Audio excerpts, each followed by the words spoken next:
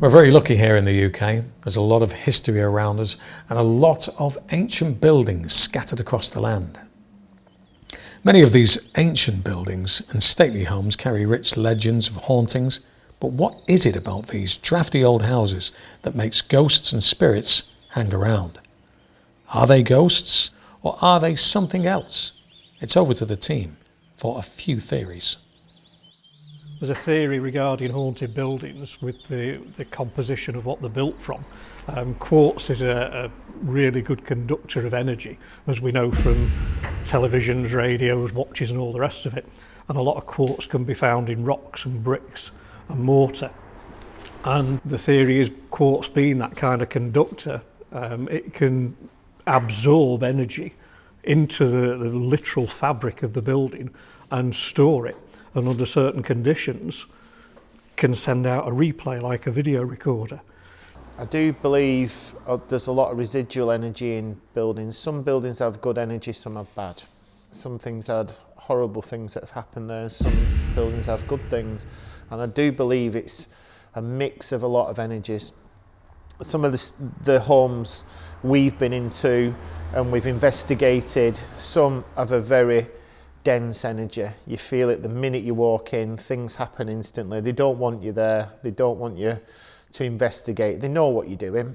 And other places are a bit more amenable, they're nicer to be in, they feel homely, even though they are haunted. And they're the ones where I feel that they've got this replay over and over, where they're just not quite settled and it's just that replay again, and they're there doing the same things, and that's when they get sighted a lot. But some of the really haunted buildings that we've been in, some of them are quite nasty and there's some really strong energies in there, and they're not a replay, they react to the energies that come in there as well, and they use our energy and they use things like this that are on batteries, that they absorb that and they become stronger over the night as the night goes on. They're in the fabric of the building, I think. I think the energy's trapped. People that get murdered, you know, in a property or whatever, I think their energy is definitely there.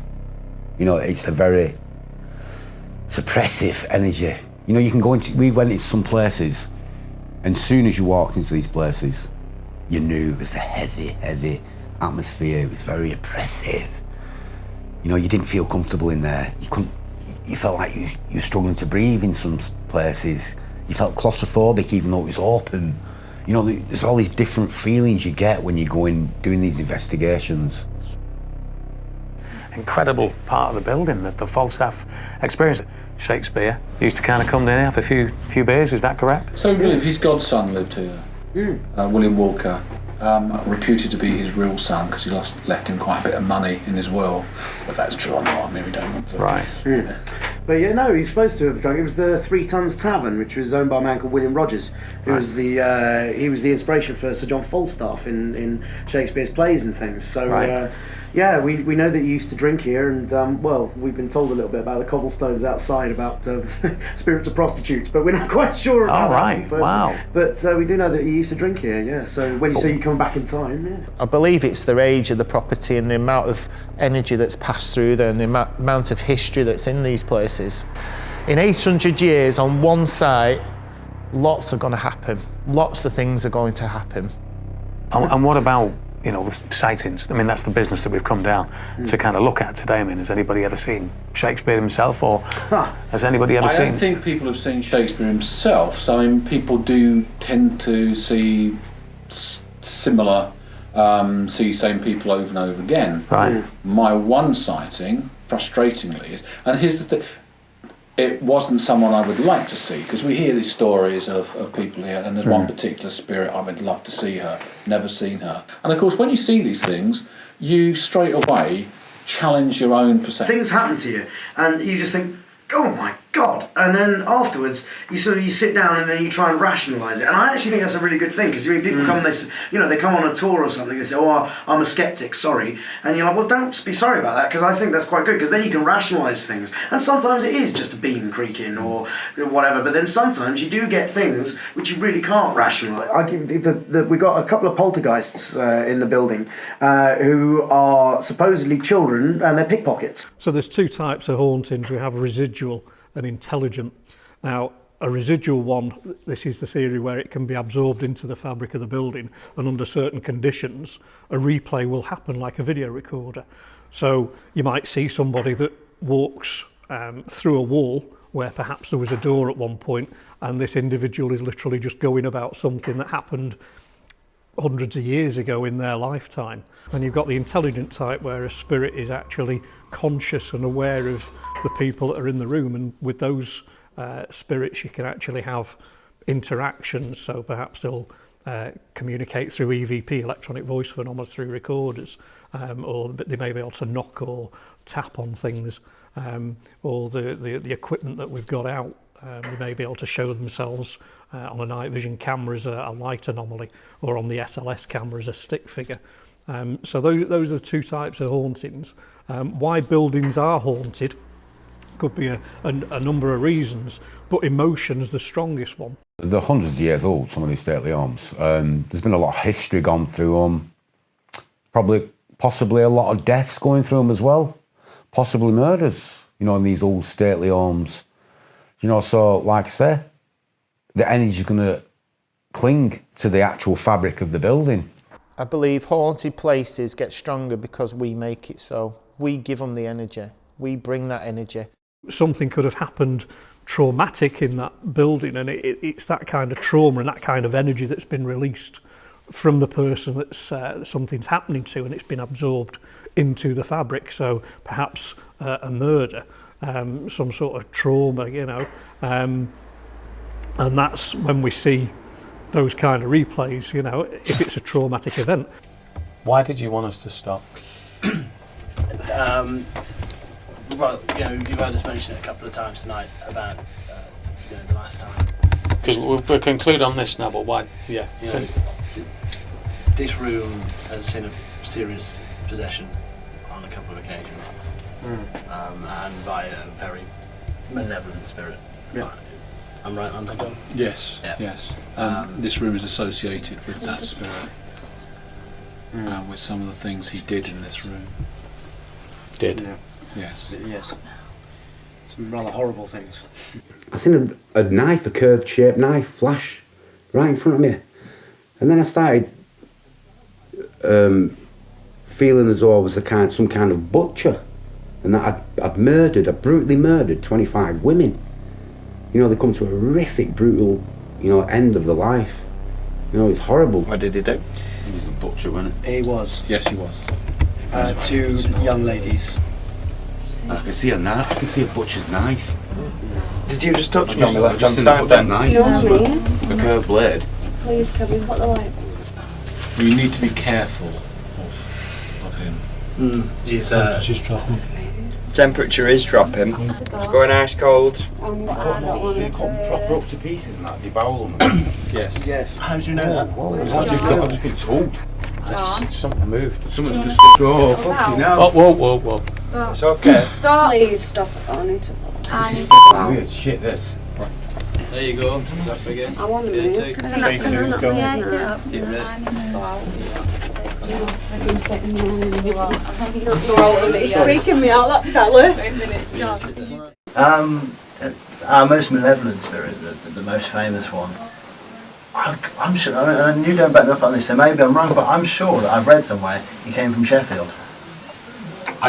To be honest, I don't know. He was a knife sharpener from Sheffield, the most malevolent spirit in this building. It's not there like that going on. Shit. Someone's talking to Didn't it, me. Jane? I've never experienced that before. Yeah, that's not flickering. A butcher, huh? No, I'm on it over here. One away from that. There was some kind of entities in that room at the time, and that's what I believe grabbed hold of me. It got hold of my positive and it clung onto me, this negative energy, and this is what I took home and what I put up with for 18 months. 18 months of hell. I investigated a place many years ago, and it was an all-girls school, boarding school, and there was a very strict, either a teacher or a headmaster, very, very religious. That was one of the things he was, you know, God will strike you down and all this kind of thing. And it unfolded that he'd actually molested some children and killed them. Now, he was grounded, and the theory is that it was out of fear, because being a God-fearing man, he was afraid of moving on to be judged, because all his crimes that he'd done, he's not going to be accepted into the kingdom of heaven. So he was staying where he was, because he didn't want to be, you know, didn't want to move on and face the wrath of God, or worse still, whatever was down there. So, you know, sometimes it's the deeds that keep us here. Stately homes, big old properties, 200, 300, 400 years old. Lots of things have gone on, you know, and the pastime in the 20s, 30s and 40s were conjuring the dead. Have they brought them spirits in? Was it, you know, ourselves that have done that, or themselves that have done that live there? This is Abney Hall in Cheadle. This place holds a very special place in my heart. I had some very frightening paranormal experiences here. I'll tell you all about them. During the 1980s, I was teaching martial arts, and this was a place on a Sunday afternoon that I would bring a lot of my students. We planned to have a camp in September on a Saturday night, camp over, and this is when it all started to go horribly wrong for us, because something was watching us and didn't like us being here. Abney Hall in Cheadle is a beautiful building, lots of history.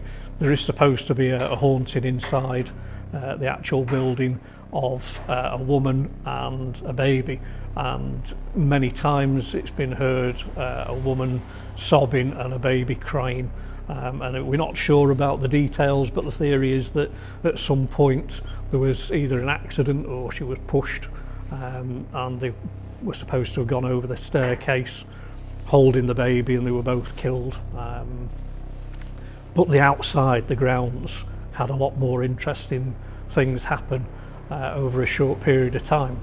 There was a lot of sightings of figures with bright red eyes, and something that could shapeshift, could look like somebody that you'd know, and then it would change size.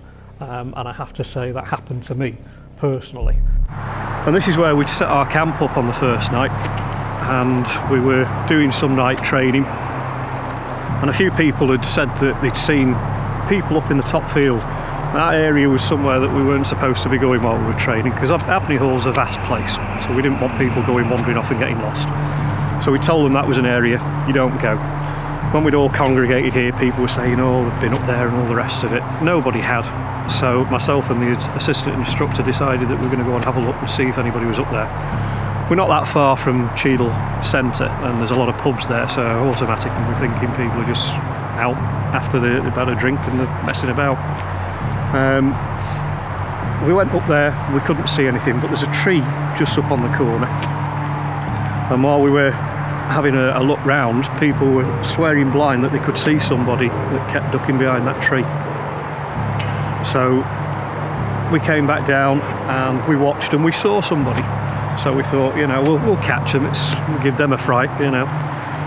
So we went up there, there's nobody there, but all the time that we're there, people down here are still seeing somebody at that tree. This is starting to get a little bit freaky now.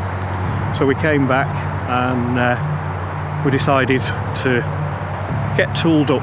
We had one or two things with us that, you know, for our protection more than anything else. And we went back up, still nobody there, but we did see somebody a little bit further in the field behind a tree, and they were doing all this ducking back and forth behind it. So myself and Chris, the assistant, we went wide to sort of ambush them. Nobody there. This whole field, everything now is starting to take on a completely different atmosphere. People here are seeing shadows on the corner of the building, the area over near the waterfall. Once it's dark, that is just like walking into a black hole. People are starting to get really freaked out. Chris and myself are still up in that field, and while we're up there we make a discovery. There's a circle of trees just in that top field, and just in the middle of that circle of trees we found a grave that had just looked freshly dug. This is the circle of trees that Chris and I found. Chris actually said to me, you know, just bring your torch up here. And just in this area here there was just a mound, freshly dug mound. It's only about 4 foot with a cross in it upside down. And you know, at this point that was enough to just freak us out a little bit too much. This figure just grew before my eyes from about 5 foot and 5'7" to approximately 8 foot, and it was literally, I was just watching it grow before my eyes.